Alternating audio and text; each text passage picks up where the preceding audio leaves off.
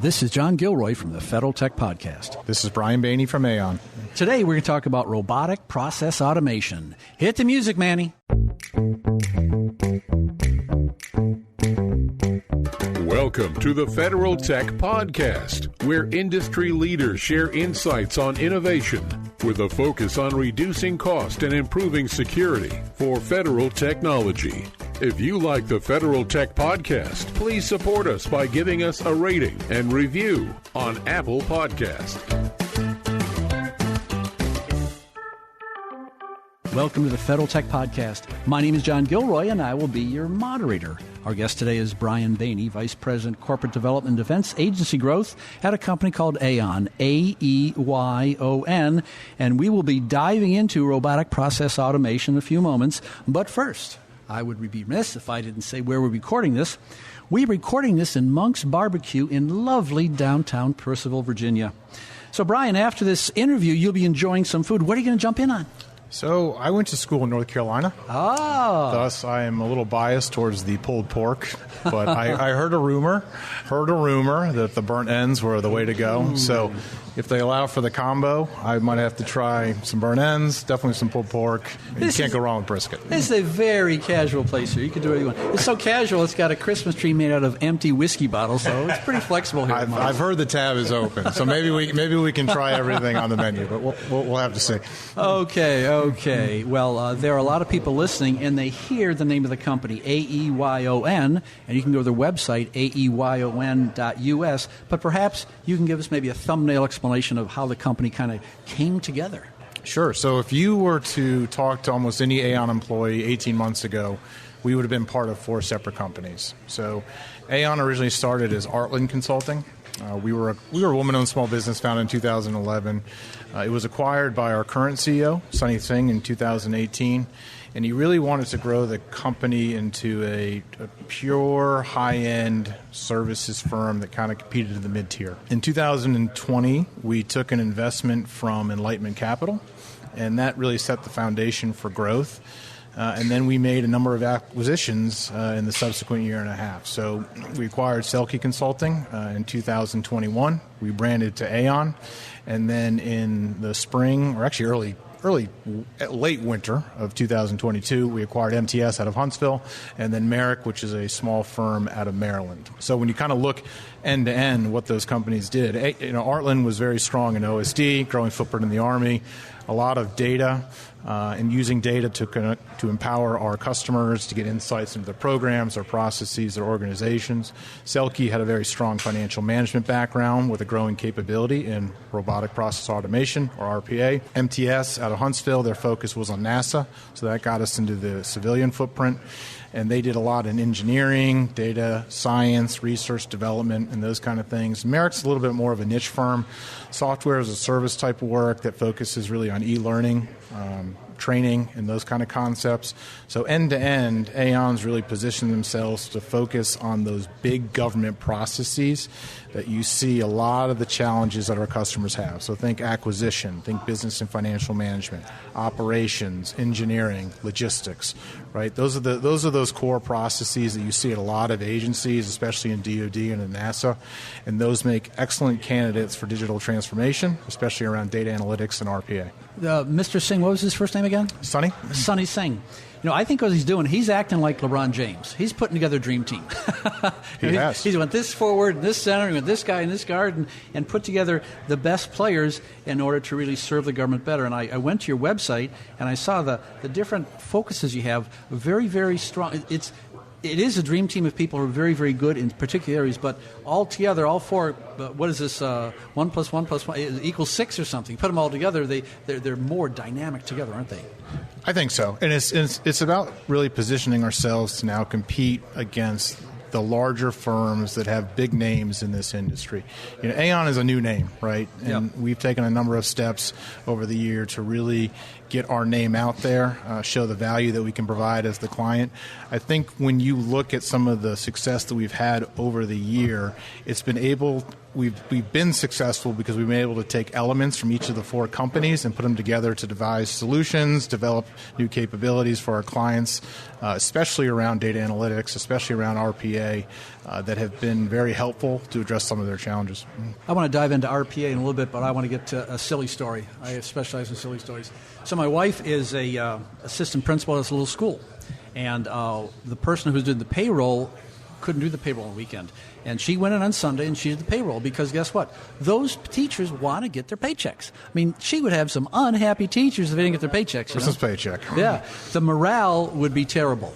Okay, so let's take that and apply that to a young man in Alaska who's working for the Air Force and has 2 kids, and they want their paycheck. I mean, so we can talk about robotic process automation and how smart these people are and about OST and everything else, but the bottom line is that you got to make your customer happy, and the customer may be an airman in a remote part of Alaska who needs that check, and then robotic process automation can enable that, can't it? Absolutely. And, you make up a good term with customer. Right? At the end of the day, yes, maybe we are implementing RPA with a specific agency, but really the customer is much broader than that. You talk about the airman, the war fighter. I mean, millions potentially of people that might be impacted by some of the transactions that RPA can essentially automate. So payroll, financial, logistics, a lot of those processes that have some low-impact work that you can automate, those are ripe candidates for automation. If you are listening to this and you're about to go down to see a baseball game downtown, it's 100 degrees outside, and you want to review something, there is an article at aeyon.us, and it's written by a guy named Mark Hoganmiller. It's a fantastic article. I mean, it summarizes so many things here, doesn't it? I mean, this guy is really smart. He talks about low-code approach. He talks about data scientists and adding value, and he talks about morale. I mean, it's nice to be technical, but that's really what it's all about, isn't it? The customer or the end user. And so I go back and read this article again because it summarizes so many of the concerns people have with this automation. Yes, morale is boosted when the individual gets their paycheck, but I think morale is also boosted when things like automation just allow people to do their jobs. When you can automate some of the low-impact work that allows maybe an analyst to spend his or her time actually doing the analysis that he or she needs to do for their job, I think that's where you see the positive impact, and I think that's where it boosts morale. We had a situation down at the Army where they were doing some status of funds reporting, and an individual had to go into a number of databases to pull data, and it took them hours, right? And there was 3 different analysts. I would say it probably took them a day and a half collectively just to do this report. So they would only do it once a month just because of them pulling the data was just so tedious. Well, through automation, we were able to reduce that to 2 minutes, and they can now do these reporting daily. And it could actually allow them to be the analysts that they needed to be, where they could improve their forecasting, improve their reporting to leadership, improve the briefing that they needed to pull together, whether it was to bigger Army or someone in the organization. They could actually do their job. And I think that's pretty important from a morale perspective, that you're focused on the high-value work by automating the low-value work. Mm-hmm. Well, we're here in a barbecue place in a little town in Virginia, and I'm sure that if I invited 50 CIOs from the federal government out here on a Saturday, we had some barbecue and sitting outside and talking and everything else, I'm sure if I listened to the conversation, I would hear words like zero trust, machine learning, and robotic process automation. And so maybe for the sake of our listeners, you can define robotic process automation, and we'll talk about how it's applied. Yeah, I mean, I think... So I was thinking about this question actually before we got here. One thing I find so fascinating about the time that we're in is that when you look at some of the words that you just mentioned, zero trust, machine learning, robotic process automation, right? You go to any of the thought leaders on this, they almost seem to have different definitions on it. I think that shows just maybe how new some of this is, and I think it just shows how exciting this industry can be. I think there's a lot that we're learning when it comes to some of these technologies. I mean, RPA is still a relatively small market, although I think it's an area for growth. But when I look at robotic process automation, to me, it's automating the low impact to focus on the high impact. And I know I've said that already, but it's taking the mundane, repetitive processes that employees are forced to do as part of their day-to-day job, taking that out of the equation so that they can use their time and their skill sets to focus on the things that are more relevant to driving, I think, improvements, to driving more efficiency within the organization. So, Brian, let's say an agency listens to this interview, and then they go to Federal News Network and they see your logo there, and they go to an event and they see maybe your booth there or something and walk up to you. So what's the first step? I mean, they call you up and you come out and talk with them. I mean, where do they start even looking at RPA? So good question. I don't know that it's that much different than some of the challenges you see today when it comes to anything technical, right? Whether it's data analytics, whether it's software implementation, systems implementation, things dealing with data. A lot of our customers, the first thing they want to know is results, right? Benefits. What are they going to get out of what I'm going to pay for? That's pretty important, and they always look for use cases and various case studies and various successes that I think we've been able to show with some of our customers to prove that I think they're making the right decision. The challenge with RPA, unlike things like business intelligence or data analytics, it's not necessarily visual. I can go into a customer, I can show a dashboard, I can show business intelligence capabilities, and you can wow them on the spot with nice graphics. You can show them designs. You can show them how their data is being manipulated into a visual. RPA is very, very difficult to do. There's a very big educational process that we've had to have with a lot of our clients, explaining what the process is, explaining what the benefits are going to be, and showing them typically through some examples to show what the real benefits are. The beauty of RPA is that because it's kind of a low-code, no-code solution, you can build some of these robots pretty quickly and show the benefits to a customer pretty quickly. So prototyping is not so much of a challenge. You can do it and show the benefits to the customer, and then you want to make them the believers, right? Once they become your advocate, you hope to have that avalanche effect, right? Build a robot, show some success, build on top of that robot, have more success, continue to build efficiencies, build more customers within your customer, and that's kind of what you hope to see. But I will say the number one challenge that we have with all of this is that educational piece that you were just asking about. And so it's persistence, it's being able to show them some prototypes, because it's very tough to visualize until one of the analysts shows how their process has been automated. And then they see themselves the time benefit that they can get through that automation.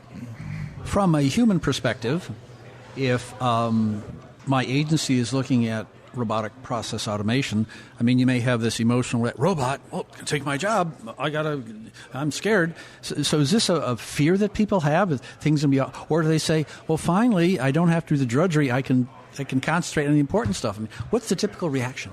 It's the latter. I think that fear always exists with people. Anytime you talk digital transformation or anytime you talk about introducing technology to display information, share data, do a report, any of those things, I think analysts tend to have that fear that, hey, are they actually coming for the work that I'm supposed to do day in and day out? The answer here is no. What we're trying to do is have you focus on the analysis that you're actually supposed to be doing, whether you're an acquisition analyst, a procurement analyst, logistics analyst, financial analyst. But most of your day is filled with tedious tasks of putting data into a spreadsheet, putting data into a report, pulling data from various systems. We can automate all that.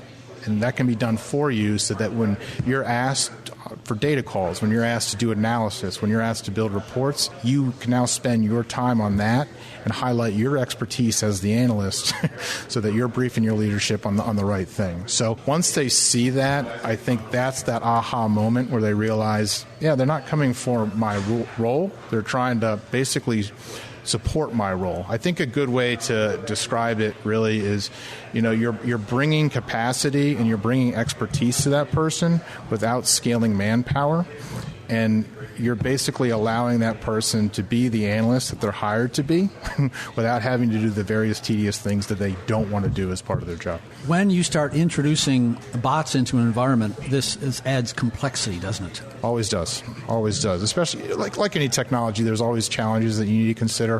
One thing that's interesting about RPA is that it also needs to access systems like humans do. So when you think about things from a security perspective, and you're beginning to see this now, especially in government, on how to account for robots and RPA and being able to access other systems, these are all the kind of things that you need to account for. like any kind of software, you want to make sure that you have some governance, that it's not getting out of control. You want to make sure that you're making the right investments. A lot of this is you're now beginning to see a lot of this come out from the government in terms of direction, recommendation, policies to help avoid some of these challenges. Aeyon.us. I went there, and there's a press release. 200 new hires? I mean, what's going on with you guys? I mean, how can you keep track of that? Yeah, so we just had a very big win down at NASA. It was through our JV, Technologies. Very large contracts, really highlighting the financial capabilities that we have. But another good example of a program that is ripe for what we push, and that's digital transformation. There's always a need to have more data. There's always a need to analyze data, business intelligence, always a need to improve and automate processes. And so, we hope that we can use this new win, which is a huge win for us, the largest that we've had as an organization, to be able to advance some of our digital transformation capabilities. Well, it sounds like Sonny's strategy won the basketball game. It's still going, and it's still continuing. It's still going. Yeah. I mean, I think the NASA win was a great indication of what he did, bringing the companies together and highlighting the various strengths. Right, in that particular case, you highlighted the strengths of 3 different companies in that bid, and so. The recipe for success, I think, continues, and we're continuing to grow and very excited about the future. Let's go back to Mark Hogan-Miller's article. He talks about one of the main benefits of robotic process automation is reducing errors. And he says, look, it can reduce errors for paychecks, it can reduce errors for getting parts, and imagine at NASA it could be a whole wide range of things that reduces errors. And if there's any place that needs error reduction, it's going to be NASA, I would think. Yeah, and that's the great thing about automation. And I go back to the examples of some of the analysts that are building their own reports and pulling data from various systems. Every time there's that transaction, there's an opportunity for an error. We did a similar robot down at the Marine Corps where basically they were comparing transactions in a logistics system to those in a financial system. And they were able to accurately compare over 100,000 transactions to make sure that the data was accurate. Very, very tough to do with an individual, but a robot could do it very quickly. So I think the benefits that you see in error reduction is one of the prime benefits that you get from RPA. This is Mike Beckley from Aeyon. Listen to episode 53 of Federal Tech Podcast to learn how process automation can help the federal government with compliance and cybersecurity. I just wrote down 3 words: waste, fraud, and abuse. I mean, that's what's needed in waste, fraud, and abuse, comparing systems effectively in mundane tasks. And there's a lot of money being lost in the civilian sector in this area. And so maybe that's the application of comparing data sets to see where the weaknesses, where the errors are. And the system is a little bit open towards waste, fraud, and abuse when you have data scattered across various systems. But now when you have the technology that can pull this data, aggregate this data, and perform some reporting, it helps minimize some of the errors in transaction, or in this particular case, fraudulent or malintent. Brian, I've been doing this for many years. I remember back 25 years ago, I talked about Pentium processors and 46 and 386 and all kinds of things, and a lot of things were new. And after a while, standards got developed. And then we had wireless networks, 802.11, then standards got to develop. There's standards now for zero trust. Are there any standards in the work here for robotic process automation? So the federal government is beginning to pay attention to this, especially as it gets some momentum. And GSA now has an RPA community of practice. I think it's a good reference to go to. You can find it on the GSA website, or you can go to digital.gov, which has a bunch of communities related to IT, but one of them being RPA. And in that, they have a guidebook that talks about practices and processes and potential policies to make sure that agencies are implementing RPA correctly. They are able to, I think, bust some myths that they have about RPA, which I think is pretty relevant. So you go back to that customer apprehension and being able to break, into various customers and kind of get their buy-in into RPA. There's a number of myths that I think that GSA dispels. And of course, just with the community of practice, right, that should only continue to grow and promote RPA across the federal government. From a security standpoint, you're also beginning to see some standards as well. So I think there's an effort now to not standardize, but I think implement best practices and approaches for agencies that are willing to pursue RPA to help them make sure that they implement it appropriately. I have a friend of mine who owns a company in the aerospace industry, and he works on a lot of standards and compliance for wiring harnesses. And he tells me that standards are like toothbrushes. Everyone wants to use their own. No one wants to use anyone else's standard. They want to comply with that. So I think we're just in the incipient stages here. And I would imagine the next 5 to 7 years, it's going to be a point where there's actually maybe the community of practice will come up with some best practices and also some standards, because it really has to be some kind of a commonality between systems because it's just so complex. I think so. And this will all continue to evolve. And like any technology, it will only improve.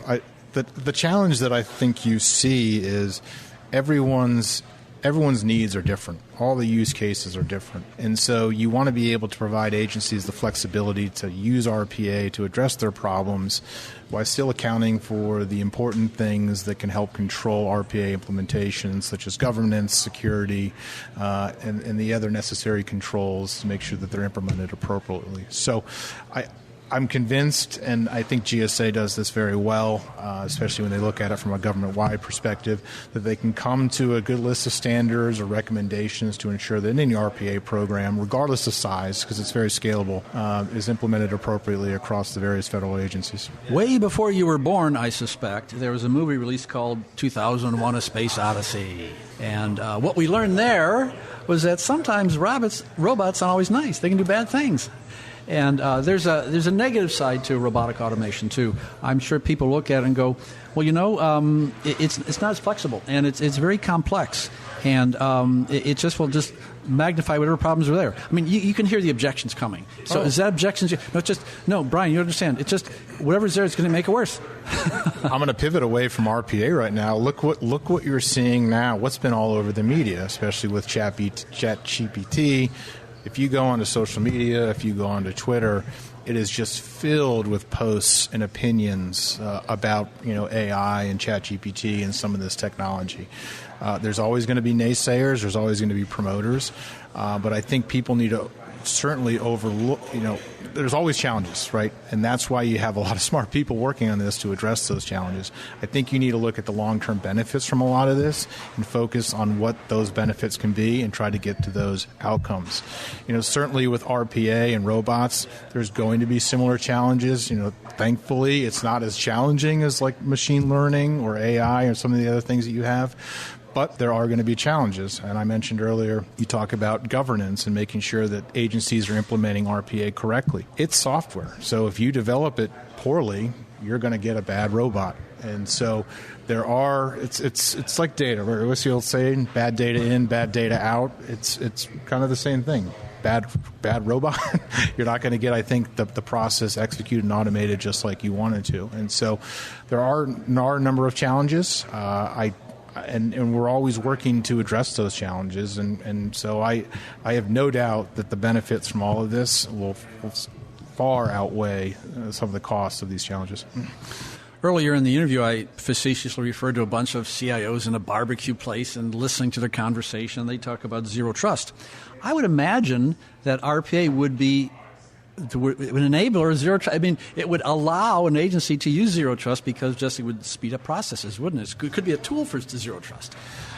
When you look at all this technology, you can't look at it in a vacuum, right? I mean, RPA relies on data, security relies on data, AI relies on data, and RPA is the foundation for some of that. And so I think a lot of this technology can enable the other technology.